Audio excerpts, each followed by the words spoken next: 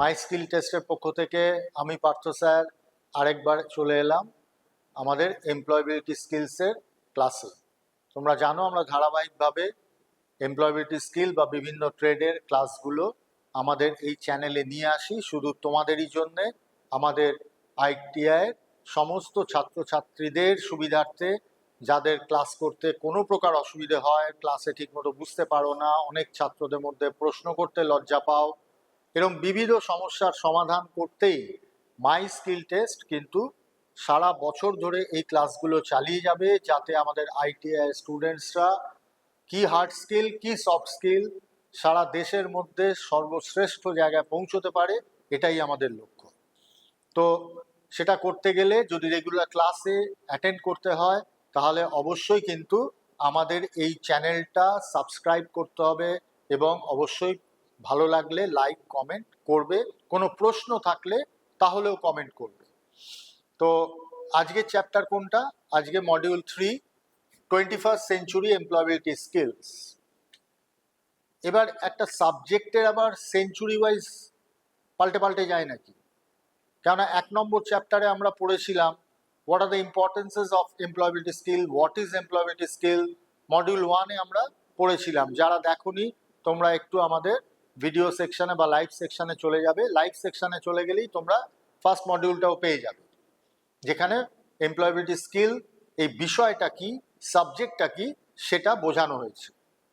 তো 21st century employability skill, দেখো প্রতি শতাব্দীতে আমরা জানি মানব সভ্যতার অগ্রগতির সাথে সাথে আমাদের টেকনোলজি চেঞ্জ হচ্ছে, আমাদের ভাষা চেঞ্জ হচ্ছে, আমাদের খাদ্যাভ্যাস চেঞ্জ হচ্ছে, আমাদের বেশভূষা চেঞ্জ হচ্ছে, আমাদের সঙ্গীত চেঞ্জ হচ্ছে। সবই যদি চেঞ্জ হয় তাহলে এমপ্লয়েবিলিটি স্কিল, যাকে লাইফ স্কিলও বলা হয়, এই জীবনশৈলী, যে শিক্ষা শিক্ষিত করে যে সাবজেক্ট, সেটাও একটু একটু চেঞ্জ হয়ে যাচ্ছে এবং আমাদেরকেও এই শিক্ষায় শিক্ষিত হতে হচ্ছে। তার কারণ আমরা 21st সেঞ্চুরিতে এখন আমরা আমাদের চলা, আমাদের পড়াশোনা, আমাদের সব কিছু, আমাদের আগামী দিনে কর্মসংস্থান, আমাদের সব কিছুই, আমাদের জীবনটাই চলছে একবিংশ শতাব্দীতে দাঁড়িয়ে। তো স্বাভাবিকভাবেই এমপ্লয়েবিলিটি স্কিলস তারও কিছু রকম ফের হচ্ছে, সেই বিষয়টাই এই চ্যাপ্টারটাতে রয়েছে। খুব মন দিয়ে শুনবে ভিডিওটা, কোনো প্রশ্ন থাকলে অবশ্যই কমেন্ট বক্সে করবে। প্রথমেই কি বলছে, Let's learn about 21st century employability skills. What is industrial revolution? দেখো এমপ্লয়েবিলিটি স্কিল যেহেতু এটা কর্মসংস্থানের দক্ষতার উপরেই এই পার্টিকুলার চ্যাপ্টারটা, এই পার্টিকুলার সাবজেক্টটা, তো স্বাভাবিকভাবেই তো সেখানে ইন্ডাস্ট্রিয়াল রেভলিউশন একটা বড় বিষয় আসবে। কেননা ইন্ডাস্ট্রিয়াল যত বেশি অ্যাডভান্সমেন্ট হচ্ছে, যত টেকনোলজি চেঞ্জ হচ্ছে, তত আমাদের কর্মধারা, বিশেষ করে যারা ইন্ডাস্ট্রিয়াল ট্রেনিং ইনস্টিটিউটে পড়াশোনা করো অর্থাৎ আইটিআইতে পড়াশোনা করো, তাদের শিক্ষা, তাদের শিক্ষার পদ্ধতি, তাদের সিলেবাস সবকিছু একটু একটু একটু করে চেঞ্জ হয়ে যাচ্ছে। আজ থেকে 20 বছর আগে যে মেশিনসগুলো ব্যবহার হতো আমাদের আইটিআইতে, এখন অনেক সেগুলো চেঞ্জেস হয়েছে। আবার যে সমস্ত সাবজেক্ট এককালে ছিল এখন আর নেই, এমন এমন ট্রেড আজকের ছাত্ররা তোমরা নাম শোনোনি, সেই সব ট্রেড কিন্তু আগে ছিল, এখন উঠে গেছে। তার জায়গায় কি হচ্ছে, যেমন আমি একটা যদি এক্সাম্পল দিই, আজ থেকে 5-7 বছর আগেও যারা আইটিআইতে পড়াশোনা করেছো বা 10 বছর আগেও আইটিআইতে পড়াশোনা করেছো, তোমরা আর্ট টিভি, রেডিও টিভি বলে একটা ট্রেড খুব চাহিদা ছিল এক সময়, ট্রেডটা আস্তে আস্তে উঠে গেল। এখন নতুন ট্রেড কি এলো ড্রোন। এখন ড্রোন ট্রেডটা এখন এসছে, সোলার টেকনোলজি, এগুলো লাস্ট 2-4 বছরে এসছে। তো স্বাভাবিকভাবেই আমাদের আইটিআই যে ট্রেড মডিউল সিলেবাস সেগুলোও তো চেঞ্জ হচ্ছে। এমপ্লয়েবিলিটি স্কিলে গত 2 বছর আগে এআই বলে কোনো মডিউল ছিল না, তোমাদের কিন্তু এবছর এআই মডিউলটা আছে। তো স্বাভাবিকভাবে এই চেঞ্জেসগুলো রয়েছে, তাই সেখানে ইন্ডাস্ট্রিয়াল রেভলিউশন বিষয়টা আসবেই। Industrial revolution is a way in which major changes take place in the way manufacturing happens. আমাদের যে ম্যানুফ্যাকচারিং যে পদ্ধতি, এটা তোমরা সবাই জানো যে যত দিন যাচ্ছে তত অ্যাডভান্স টেকনোলজি আসছে। ম্যানুয়াল মেশিন থেকে অটোমেশন, অটোমেশন থেকে এখন একেবারে এআই এর যুগে অনেকটা পাল্টে যাচ্ছে। তো পাল্টে যাচ্ছে বলে আমরা তো বসে থাকতে পারি না। এই পাল্টে যাওয়া পরিস্থিতির সাথে, এই পাল্টে যাওয়া টেকনোলজির সাথে আমাদের কিন্তু গা ভাসাতে হবে, আমাদেরও সেটা আয়ত্ত করতে হবে। বিশেষত আমাদের আইটিআই স্টুডেন্টসরা যারা আগামী দিনে কর্মসংস্থান চাইবে, চাকরি চাইবে, ব্যবসা করতে চাইবে, তাদের তো এই চেঞ্জের সঙ্গে অবশ্যই নিজেদের ওয়াকিবহাল রাখতে হবে। Over different centuries, the process of manufacturing various goods has changed due to technology and scientific development. যত বৈজ্ঞানিক নতুন নতুন ডেভেলপমেন্ট হয়েছে, আবিষ্কার হচ্ছে, তত ম্যানুফ্যাকচারিং প্রসেস কিন্তু আরো উন্নত হয়ে চলেছে। তো এটা খুব স্বাভাবিক। তো 21st সেঞ্চুরিতে এসে সেটা এখন অনেক ওপরে উঠে গেছে। We may think this is a small change, but it is not. Every time there has been an industrial revolution, people's way of life has completely changed. কেউ যদি মনে করো যে এই পাল্টে যাওয়াটা খুব ছোট্ট একটা ব্যাপার, না, একেবারেই ছোট ব্যাপার নয়। যত বেশি ডেভেলপমেন্ট, যত বেশি নতুন নতুন আবিষ্কার মানুষ করেছে, তত মানুষের জীবন শৈলী পাল্টে গেছে, অনেক অনেক পাল্টে গেছে। এবং এই এক্সাম্পল আমাকে এইখানে দাঁড়িয়ে টিচার হিসেবে শুধু বলতে হবে তা নয়, তোমরা একটু যারা মন দিয়ে ক্লাসগুলো করবে, ভাবো সেই গরুর গাড়ি, ঘোড়ার গাড়ির যুগ থেকে আজকে ফ্লাইটে পৌঁছে যাওয়া, আজকে বুলেট ট্রেনে পৌঁছে যাওয়া, গাড়ি, বাস, সমস্ত কিছু যে মডার্ন টেকনোলজি, এবং সেই গাড়ি বাসেরও তোমার যে ইন্টারনাল টেকনোলজি, সেগুলো চেঞ্জ হচ্ছে। আগে যারা ধরো লোকাল ট্রেনে যাতায়াত করতে, একসময় ট্রেনে যাতায়াত করতে তোমরা বাষ্প ইঞ্জিন বা স্টিম ইঞ্জিন দেখেছো, আজকে প্রায় আমাদের দেশে বেশিরভাগ জায়গায়, তারপর ডিজেল ইঞ্জিন হয়েছে, আজকে ভারতবর্ষের বেশিরভাগ জায়গায় দেখা যাচ্ছে ইলেকট্রিক ইঞ্জিন কাজ করছে। এই যে টেকনোলজিক্যাল চেঞ্জেসগুলো, এই চেঞ্জেসগুলো প্রতিনিয়ত হয়ে চলেছে প্রতিটি ক্ষেত্রে। এমন নয় যে খালি এই ট্রেনের ক্ষেত্রেই হয়েছে, সব ক্ষেত্রে আমাদের জীবন কিন্তু পাল্টে যাচ্ছে। আজকে যে ক্যামেরাটার সামনে দাঁড়িয়ে আমি তোমাদের এই ক্লাসটা নিচ্ছি, ভেবে দেখো তো 40 বছর আগে সেই ফিল্মের যুগটা ভাবো তো। সেই ওয়াশ করা, সারা রাত্রি সে অন্ধকার একটা ঘরের মধ্যে সেটাকে, ফিল্মটাকে করা, সেসব তো এখন নেই। তো প্রতিটি ক্ষেত্রে তুমি কোন দিকে তাকাবে? আমি প্রথমেই বললাম, আমাদের খাদ্যাভ্যাস, আমাদের বেশভূষা, আমাদের কথা বলা, সব পাল্টে গেছে। তো স্বাভাবিকভাবে এমপ্লয়মেন্ট স্কিলও পাল্টাচ্ছে, খুব স্বাভাবিক নিয়মেই। Every time there has been an industrial revolution, people's way of life has completely changed. আমাদের জীবন শৈলী পাল্টে যাচ্ছে। এখানে একটা এক্সাম্পল দিচ্ছে, our grandparents in their childhood use to play with handmade toys. As time passed, few industries started making toys with the help of machines. Through machines, toys were produced in large quantities. তো কি বলছে আমাদের পূর্বপুরুষরা, এখানে grandfather বা ইত্যাদি grand parents তাদের কথা বলছে, তারা হাতে তৈরি খেলনা দিয়ে খেলা করত। এখন মেশিনারির মাধ্যমে কত লেটেস্ট টয়েস হয়েছে, তোমরা জানো, লেটেস্ট সমস্ত টয়েস হয়েছে। আগে হাতে করে প্লেন, কাগজ দিয়ে বানিয়ে প্লেন দিয়ে বাচ্চারা খেলা করতো, আমরাও ছোটবেলায় খেলেছি। এখন যারা বাচ্চা, তারা কিন্তু ওই রিমোট ব্যবহার করে, এবং ড্রোনের মতো সে ফ্লাইট, কিন্তু ছোট্ট একটা প্লেন, সে আকাশে ওড়ে। তো এই যে অ্যাডভান্সমেন্ট অফ টেকনোলজি, এটাই তো 21st সেঞ্চুরি এমপ্লয়াবিলিটি স্কিল এই জায়গাটাতেই হিট করছে। যেই চেঞ্জেসগুলো আসছে, তোমরা যারা আইটিআইতে আজকে পড়ছো, আগামী দিনে টেকনিশিয়ানস বা সার্ভিস ইঞ্জিনিয়ার্স হতে চাইছো, আগামী দিনে চাকরি চাইছো, কিংবা এই ফিল্ডে বিজনেস করবে বলে ভাবছো, যে ট্রেডেরই হও, ইলেকট্রিশিয়ান, মেশিনিস্ট, ফিটার, যে কোনো ট্রেডের হও, ওয়েল্ডার, বা যদি আমি নন ইঞ্জিনিয়ারিং ট্রেডে বলি, গার্মেন্টস ইন্ডাস্ট্রিতে, ফ্যাশন ডিজাইনিং ইত্যাদি, ড্রেস মেকিং, যে ট্রেডেরই হও তুমি, এই চেঞ্জের সাথে নিজেকে কিন্তু মেলাতে জানতে হবে, শিখতে হবে। সাইকোলজি, নিজের মেন্টালিটিকে সেই জায়গায় ডেভেলপ করতে হবে, যে নতুন যা কিছু হবে আমি তার সাথে অবশ্যই করে অ্যাডাপ্ট করে নেব। আমি গো ধরে বসে থাকবো না, যেটা আমি শিখেছি সেটাই ঠিক, সেটাই চলবে, এটা হবে না। পরের পার্টে আসি।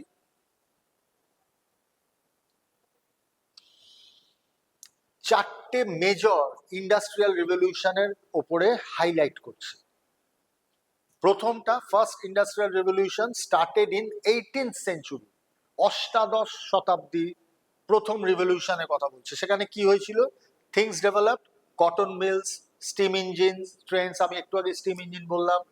স্টিম ইঞ্জিন অর্থাৎ এক কথায় বলতে পারো রেলগাড়ির উদ্ভাবন অষ্টাদশ শতাব্দীতে। স্টিম দিয়ে যে চাকা ঘুরতে পারে এবং সেটা দিয়ে ট্রেন হতে পারে। কাপড় বানাতে গেলে যে হ্যান্ডমেড শুধু করতে হবে তা নয়, সেটা একটা মিলের আকারে মেশিনে পাওয়ার লুম হতে পারে।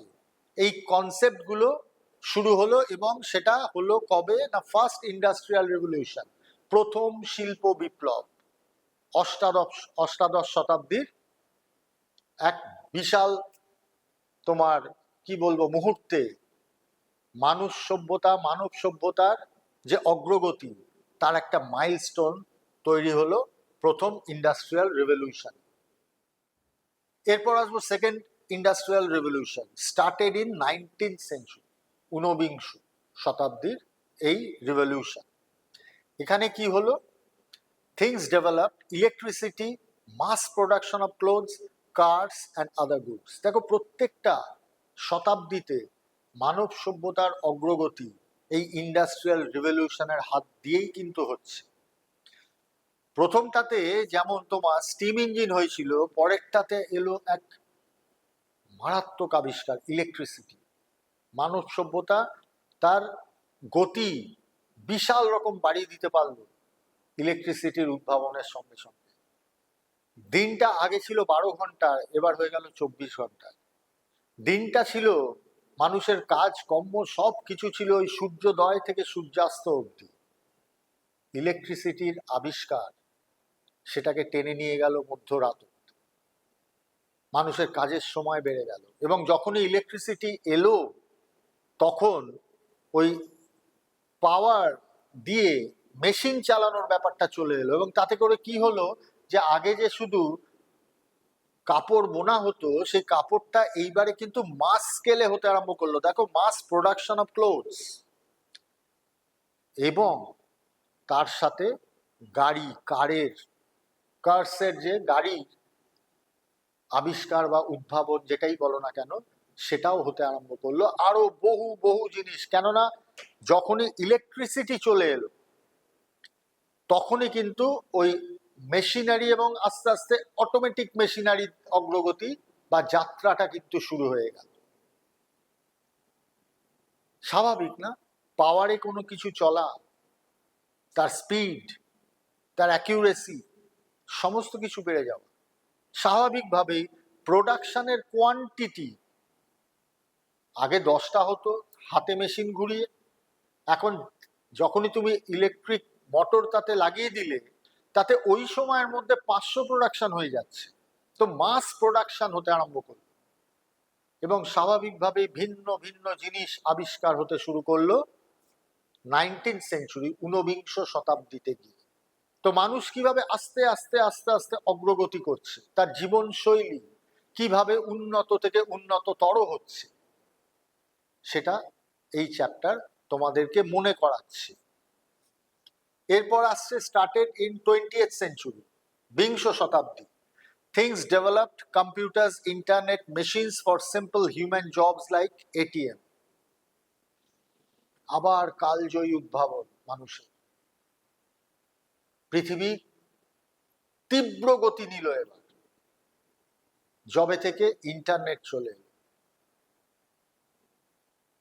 একটা সময় ছিল যে 100-150 কিলোমিটার দূর যেতে গেলে কয়েক ঘন্টা লেগে যেত একটা খবর পৌঁছতে। আমরা রানার জানি, পরে পোস্টাল বিষয়গুলো জানি। টেলিফোন সে তো শহরের মধ্যে, বাইরে হলে ট্রাঙ্ক কল, পরবর্তী পর্যায়ে এসটিডি, আইএসডি। এখন আমার যে ছাত্রছাত্রীরা বসে আছো, তুমি চাইলে তোমার পকেট থেকে মোবাইলটা বের করে ইংল্যান্ড, আমেরিকা, জার্মানি যে কোনো জায়গায় এক্ষুনি ফোনে কথা বলতে পারো উইদিন আ ফিউ সেকেন্ডস। এই মারাত্মক অগ্রগতি।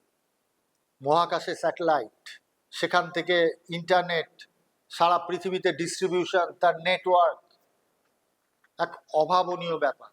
তার সাথে চলে এলো, আমরা একটা সময় নিজেরা দেখেছি গত শতাব্দীতেও, যে ব্যাংকে গিয়ে দাঁড়িয়ে থাকতে হতো, টাকা তুলবো, টাকা জমা দেব। এখন তুমি ঘরে বসে বিছানায় শুয়ে মোবাইল থেকে তুমি সেই কাজগুলো করতে পারো নেট ব্যাংকিং। তোমাকে গিয়ে লাইন দিতে হবে না, কিচ্ছু করতে হবে না। তুমি টোটাল ব্যাংকিং, তুমি পেমেন্টস সব কিছু করছো তোমার ঘরে বসে মোবাইলের মাধ্যমে। এও তো এক রিভলিউশন, এও তো এক বিপ্লব, স্টার্টেড ইন 20th সেঞ্চুরি। এক মারাত্মক বিপ্লব ঘটে গেল মনুষ্য সমাজে এই বিংশ শতাব্দীতে এসে। Started in 21st century, things developed, robots for human jobs, internet-based jobs, entire world connected through internet and technology. আমরা পা দিলাম একবিংশ শতাব্দীতে। দেখতে দেখতে 25টা বছর পেরিয়ে গেছে এই শতাব্দীর। যে বিপ্লবটা গত শতাব্দীর শেষের দিকে শুরু হয়েছিল বা মধ্যভাগ থেকে আস্তে আস্তে আস্তে আস্তে এগিয়ে গেছিল, ওই চার্লস ব্যাবেজের কম্পিউটার উদ্ভাবনের পর থেকে স্টেপ বাই স্টেপ ইন্টারনেট এসে গেছিল, এবং ইন্টারনেটের চূড়ান্ত প্রয়োগ দেখতে পাওয়া যাচ্ছে 21st সেঞ্চুরিতে এসে। এখন একটা কথা শুনবে, ওয়ার্ক ফ্রম হোম। সমস্ত চাকরিজীবী বহু একটা বড় অংশ বিশ্বব্যাপী, তাদের আর অফিসে গিয়ে কাজ করতে হয় না, তারা বাড়িতে বসেই কাজ করতে পারে। এর আরো ব্যাপ্তি লাভ করলো কোভিডের সময় থেকে। মানুষ বুঝতে পারলো যে অফিসে রোজ গিয়ে কম্পিউটারটার সামনে বসা আর বাড়িতে বসে সেই কম্পিউটারটার সামনে বসা বিষয়টা একই। কেননা নেট কানেকশন ওখানেও আছে, এখানেও আছে। আমি অফিসে বসে যে কাজটা করতে পারবো সেই কাজটা তো আমি বাড়িতে বসেও করতে পারবো। এবং ম্যানেজমেন্ট দেখলো যে এত বড় একটা অফিস তো মেনটেন করবার দরকার নেই। আমার তো দরকার নেই আমার ওয়ার্কার 2 ঘন্টা দূর থেকে ট্রেনে বাসে গলদঘর্ম হয়ে তার জীবনী শক্তি অনেকটা শেষ করে আসবে, আবার এখানে বসে কাজ করে আবার 2-2.5 ঘন্টা ধরে বাড়ি যাবে। সে আরামে বসেই কাজটা করুক, শান্তি মনেই কাজটা করুক, বাড়িতে বসেই করুক। আমাকেও খরচা করে অফিস মেনটেন করতে হয় না, আর আমার স্টাফটাকেও এত দৌড়ঝাঁপ করে অফিস আসতে যেতে হয় না। কনসেপ্টটাই তো চেঞ্জ হয়ে যাচ্ছে, একদম মূল জায়গাতে আসছে। মানুষের কনসেপ্টটা চেঞ্জ হয়ে যাচ্ছে, এমন জায়গায় পৌঁছে যাচ্ছে যে বহু কাজ আর মানুষকে দিয়ে করানোরই প্রয়োজন পড়ছে না, রোবট দিয়ে হয়ে যাচ্ছে, এআই দিয়ে হয়ে যাচ্ছে। সেই জায়গায় দেখো, আবার আমি রিপিট করছি, robots for human jobs, internet based jobs, entire world connected through internet and technology. লাস্টে বলছে we all are here, আমরা এখানেই তো আছি। তো আমাদের অবস্থানটা সম্পর্কে সম্পূর্ণরূপে ওয়াকিবহাল থাকতে হবে। তোমরা আজকের আইটিআই স্টুডেন্ট, আগামী দিনের কারিগর, শুধু কারখানার নয়, আমাদের দেশ গড়ার কারিগর। তো নিজেদের অবস্থানটাকে বুঝে নাও যে কোন জায়গায় তুমি দাঁড়িয়ে আছো, কতটা আপ টু ডেট হতে হবে, কতটা টেকনোলজি সম্পর্কে জ্ঞান বাড়াতে হবে। আদারওয়াইজ তুমি ওই দৌড় থেকে ছিটকে যাবে। দৌড়ে যদি থাকতে হয়, সামনের সারিতে থাকতে হয়, জীবনে যদি সফল হতে হয়, তাহলে অবশ্যই ওই দৌড়ের প্রথম দিকে থাকতে হবে। সেটা বুঝে নাও, প্রতিনিয়ত বুঝে নাও, তা নইলে তুমি পিছিয়ে পড়বে, তুমি হারিয়ে যাবে। তো এই লড়াইয়ে যদি সামনের দিকে থাকতে হয়, তাহলে এক কথায় কি করতে হবে? এক কথায় নিজের দক্ষতা বাড়াতে হবে, স্কিলকে ডেভেলপ করতে হবে। সহজ কথা, তুমি যত বেশি স্কিলফুল হবে, যত বেশি ডেভেলপ করবে, তত তুমি এগিয়ে যেতে পারবে, তত তুমি সামনের সারিতে পৌঁছতে পারবে, জীবনে সফল হতে পারবে। এখানে বলছে let's make a plan for your skill development. এবার এই স্কিল ডেভেলপমেন্টের ক্ষেত্রে অনেকেরই মনে হতে পারে আমার কি আছে, আমার গুণ কোথায় আছে, তাই তো বুঝতে পারি না। We usually think that a person can be intelligent or not intelligent. We decide this based on marks in school or college. But that is not true. There are 8 types of intelligences or smartness. দেখো, আমাদের একটা ধারণা থাকে যে skill বাড়তে গেলে intelligent হতে হবে। আর কে ইন্টেলিজেন্ট আর কে ইন্টেলিজেন্ট নয়, তার মাপকাঠি সবসময় আমরা ধরে নিই কত নম্বর পেয়েছিল মাধ্যমিকে, কত নম্বর পেয়েছিল হায়ার সেকেন্ডারিতে, স্কুলে ক্লাসে 8 থেকে 9-এর রেজাল্ট কেমন হয়েছিল, 9-এর রেজাল্ট কেমন হয়েছিল, আমরা ধরেই নিই বুদ্ধি বৃত্তি সবকিছু ডিপেন্ড করে ওই পরীক্ষার নম্বরের উপর। এটা ঠিক না, এটা একদমই ঠিক না। ইন্টেলিজেন্স বিভিন্ন দিকে হতে পারে। কেউ অঙ্কে কম নম্বর পায় বলে তার বুদ্ধি কম, কেউ ভূগোলে কম নম্বর পায় বলে তার বুদ্ধি কম না। এইভাবে বুদ্ধি মাপা যায় না। কার বুদ্ধি কিসে খেলে এটা ম্যান টু ম্যান ভ্যারি করে, তোমাদেরও মধ্যে ভ্যারি করে। এখানে কেউ যদি মাধ্যমিকে বা হায়ার সেকেন্ডারিতে কোনো নম্বর খারাপ পেয়ে থাকো কোনো সাবজেক্টে, বা কেউ যদি এখানে অঙ্কে কাঁচা থাকো, একদম হীনমন্যতায় ভুগবে না।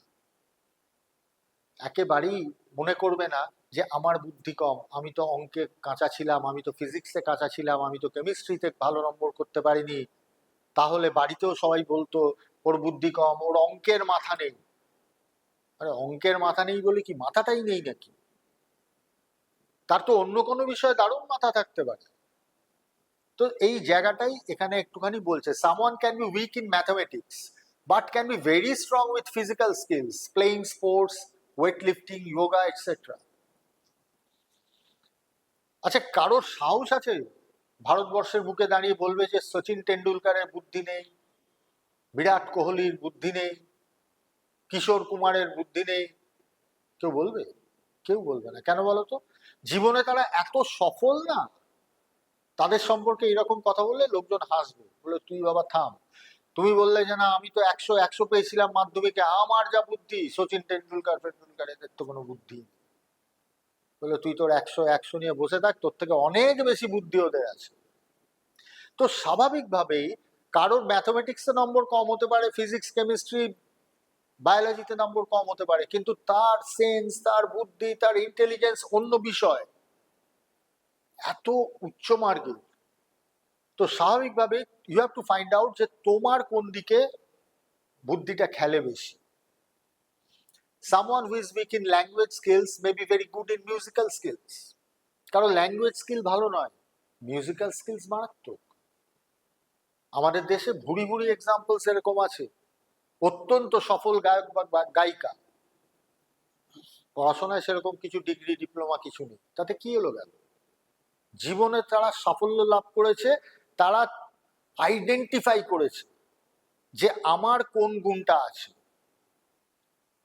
আমার যে গুণটা আছে সেটাকেই আমি ঘষা মাজা করব, এটাই তো বুদ্ধি। আর যেটা আমার দ্বারা হবে না, আমি সারা জীবন আমার ইন্টারেস্টই নেই, আমার ভালো লাগে না, কিন্তু আমি সেটা নিয়ে লড়ে যাব, তাহলে ওই যে বললাম দৌড়ে সামনের দিকে তো তুমি থাকতে পারবে না, তোমাকে পিছিয়ে পড়তেই হবে। তো সেই কথাটাই এখানে বলছে।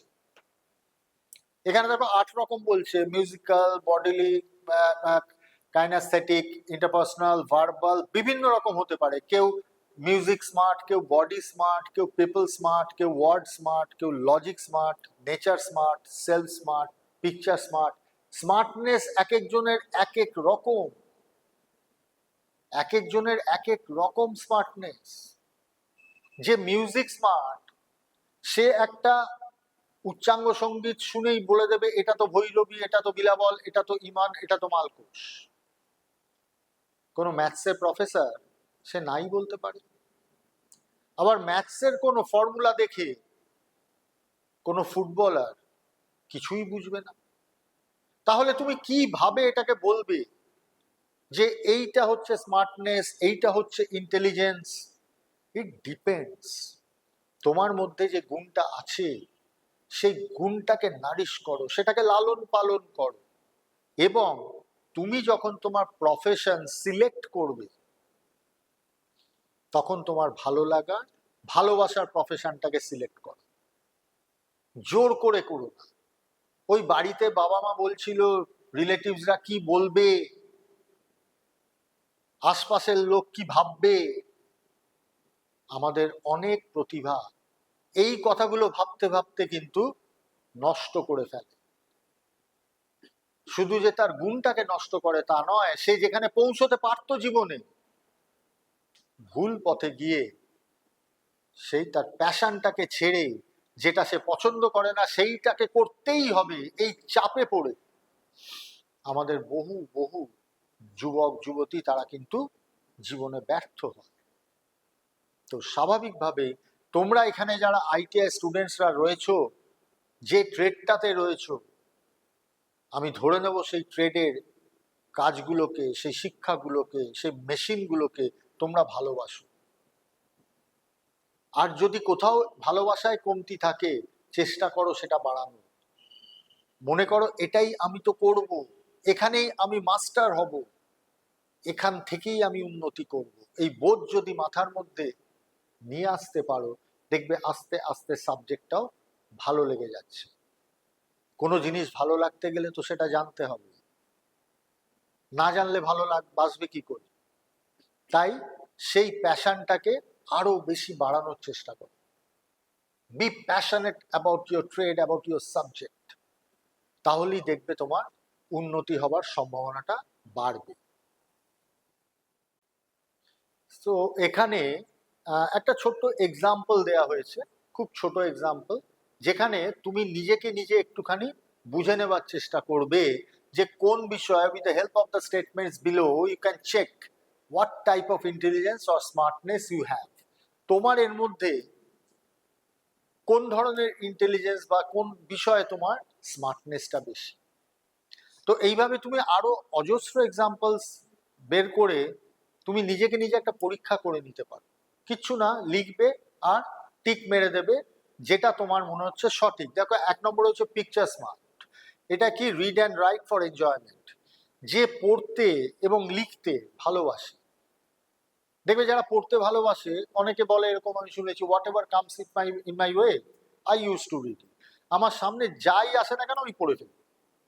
সে কোন বিষয়, কোন গল্পের বই, কোনো উপন্যাস, কোনো নভেল হতে পারে, কারোর আত্মজীবনী হতে পারে, কোনো ভ্রমণ কাহিনী হতে পারে, অর্থাৎ পড়তে ভালোবাসে। দুর্ভাগ্যের হলেও সত্যি যে আজকের দিনে ছেলেমেয়েরা কিন্তু আর পড়ে না, তারা মোবাইলে এত অ্যাডিক্টেড হয়ে গেছে, পড়ে না। বাট সেটা হওয়া উচিত না। তুমি যদি পড়তে ভালোবাসো তাহলে তোমার অবশ্যই অবশ্যই সারা পৃথিবীটা তোমার সামনে উন্মুক্ত হয়ে যায়। এবং পড়ার একটা আলাদা গুণ আছে, পড়ায় কোনো জিনিস পড়লে বা লিখলে সেটা মাথায় অনেক বেশি দিন থাকে, এটা অবশ্যই, এবং এটা সায়েন্টিফিক্যালি প্রুভড, বৈজ্ঞানিকভাবে এটা কিন্তু প্রমাণিত। তো যাই হোক, তুমি দেখে নিলে তোমার ক্যারেক্টারিস্টিক্স এর মধ্যে পিকচার স্মার্ট ব্যাপারটা আছে নাকি। যদি হয় তাহলে টিক মারবে, যদি না হয় ছেড়ে দেবে বা ক্রস করে দেবে। নেক্সট বলছো word smart. Remember written and spoken information. দেখবে কিছু কিছু লোকের স্মরণ শক্তি মারাত্মক থাকে, সেটাকে কি বলছে? সেটাকে বলছে ওয়ার্ড স্মার্ট।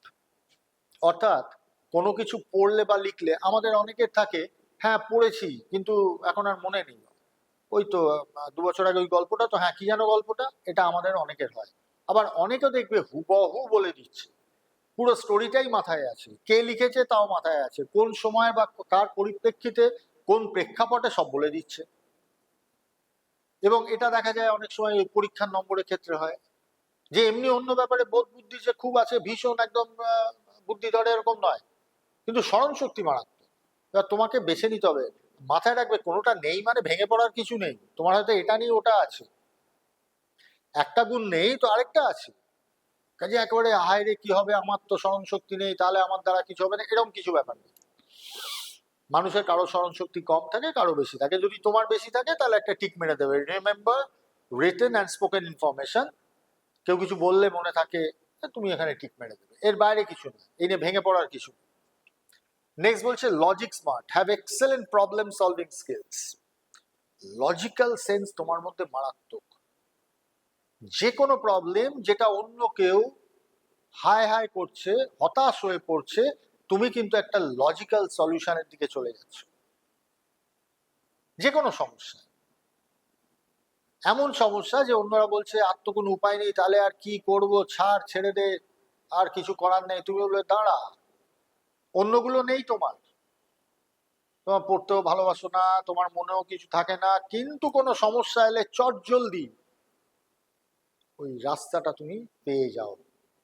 তোমার বন্ধু বান্ধবরা পায় না, তোমার আত্মীয় স্বজনরা পায় না, তোমার চেনা জানা লোকরা পায় না, কিন্তু তুমি খুঁজে পাও। জীবনের প্রতিটি মোড়ে যখন কোনো সমস্যা সামনে এসে দাঁড়ায়, কত সহজভাবে তুমি তা অতিক্রম করে ফেলো। কোনো লজিক্যাল সলিউশনে তুমি অত্যন্ত তাড়াতাড়ি চলে আসতে পারো। এই সবগুলো নিয়েই তো 21st সেঞ্চুরির এমপ্লয়াবিলিটি স্কিল বা স্কিল। এইগুলো নিয়ে আগে এত ভাবা হতো না, আগে মানুষ ভেবে এগুলো করতো না, কিন্তু এখন এই মডার্ন ম্যানেজমেন্টের যুগে এগুলো খুব সচেতনভাবে শিখতে হয়, খুব সচেতনভাবে এগুলো আমাদের ফলো করতে হয়, ভাবতে হয়, জানতে হয়। এতে করে আজকের মানুষ হিসেবে, মডার্ন একজন মানুষ হিসেবে তোমার একটা চারিত্রিক উন্নয়ন ঘটে, যা তোমার প্রত্যেকটা কাজে একটা পজিটিভ ছাপ ফেলে, আর 10 জনের থেকে তোমাকে একটু ইউনিক করে, একটু আলাদা করে রাখে। সবাই তো সব কাজ করছে, সব কাজেই আমাদের এই 140 কোটি দেশে কোনো কাজেই তুমি ফাঁকা পাবে না যে এই কাজটা আমি একাই করি, আমার আর কেউ কম্পিটিটর নেই। সবেতে কম্পিটিটর আছে, ভয়ঙ্কর কম্পিটিশন আছে। এমন কোনো প্রফেশন নেই যেখানে কম্পিটিশন নেই, কিন্তু তোমাকে ওই যে সবার থেকে একটু তো আলাদা হতে হবে।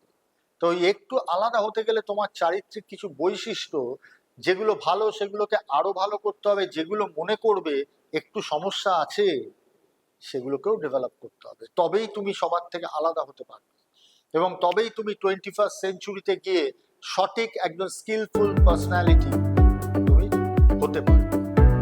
আরেকটা বলছে দেখো, বডি স্মার্ট ক্যারেক্টারিস্টিক্স আর skill at dancing and sports. তোমার কিচ্ছু আসে না, এগুলো কোনোটাই আসে না। তোমার পড়তে ভালো লাগে না, তুমি কোনো জিনিস পড়লে বা শুনলে মনেও রাখতে পারো না, তোমার প্রবলেম সলভিং স্কিল কিচ্ছু নেই, কিন্তু ওই যে তুমি গাইতে পারো খুব মারাত্মক, ভীষণ ভালো গাইতে পারো। একটা এক্সাম্পল তো তোমাদের জেনারেশনের ছেলে মেয়েদের কাছে খুব উজ্জ্বল একটা দৃষ্টান্ত আমার তো মনে হয় ভদ্রলোককে ওরকমই অরিজিৎ সিং। এক যেন ভাবে বিভোর, উনি তখন গান গায়, ওনার চোখগুলো দেখলে বোঝা যায় এক সাধকের পর্যায়ে পৌঁছে। আমি জানি না বাদ বাকি গুণগুলো ওনার থাকতে পারে, আমার না জেনে আমি বলবো না, কিন্তু আর কিছু পারুন না পারুন এই জিনিসটা এমন লেভেলে করে, গানটা উনি এমন লেভেলে গান করেন যে সমুদ্র হিমাচল ভারতবাসী মুগ্ধ। তার আরেকটা পার্ট কি, উনি কিন্তু খুব সফল একজন প্রফেশনাল এবং সফল কর্মসংস্থানের মাথায় বসে আছে, প্রথম সারিতে বসে আছে। কাজেই আমি একবার আগেও বললাম যে যেটা তোমার নেই সেটা নিয়ে হতাশ হবার কোনো কারণ নেই। তোমার কিন্তু কিছু একটা আছে, কোনো গুণ তোমার আছে, তোমাকে ফাইন্ড আউট করতে হবে, সেটা বের করে আনতে হবে। যদি বের করে আনতে পারো সেটাকে আরো বেশি চকচকে করে তুলতে হবে। ওই পেতলের জিনিস দেখবে ব্রাশও দিয়ে ঘষে ঘষে চকচকে করে, সেরকম তোমার ওই গুণটাকে আরো চকচকে করতে হবে, সেটা নিয়ে আরো ভাবতে হবে, নিবিড় অনুশীলন করতে হবে, এবং ফলাফল তো আসবে। তো আজকের চ্যাপ্টারটা মূলত ছিল একবিংশ শতাব্দীর এমপ্লয়াবিলিটি স্কিল নিয়ে। সেই 18 শতাব্দী থেকে, অষ্টাদশ শতাব্দী থেকে আস্তে আস্তে শতাব্দীর পর শতাব্দী পেরিয়ে আজকে আমরা একবিংশ শতাব্দীতে দাঁড়িয়ে আছি।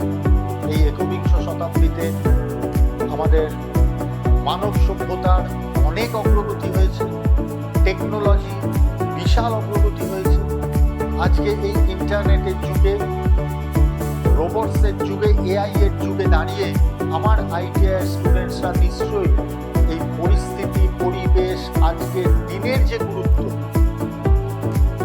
সেইটা আশা করি একটু ফিল করতে পেরেছো, একটু বুঝতে পেরেছো। এবং এই বোধ না থাকলে আজকের এই কম্পিটিশনে তুমি থাকতে পারবে। আমি বারবার যেটা বলি যে সাবজেক্টের দুটো সাইড থাকে, একটা তো মার্কস পাওয়া, ফার্স্ট ইয়ার থেকে সেকেন্ড ইয়ারে ভালো নম্বর পেতে হবে, সেকেন্ড ইয়ার মানে ফাইনালে গিয়ে ভালো নম্বর পেতে হবে, এটা একটা পার্ট, কিন্তু শুধু সেটাই সব নয়। এই যে এই সাবজেক্ট, এই চ্যাপ্টার যদি তোমাদের একটু ভাবায়, একটু ফিল করায়, এই ক্লাসটা করবার পর যদি বাড়িতে কখনো একবার মনে হয় যে হ্যাঁ সত্যিই তো আমারও নিশ্চয়ই কোনো গুণ আছে, সেটাকে আমাকে ফাইন্ড আউট করে বের করতে হবে, সেটাকে আরো ডেভেলপ করতে হবে, আমার মধ্যে নিশ্চয়ই এই এই সমস্যাগুলো রয়েছে, সেটাকেও আমায় ডেভেলপ করে একটু হলেও সেটাকে পজিটিভ সাইডে নিয়ে যেতে হবে, এই ভাবনাগুলো যদি তোমরা তোমরা ভাবো, তাহলে মাই স্কিল টেস্টের আজকের এই ক্লাস সফল।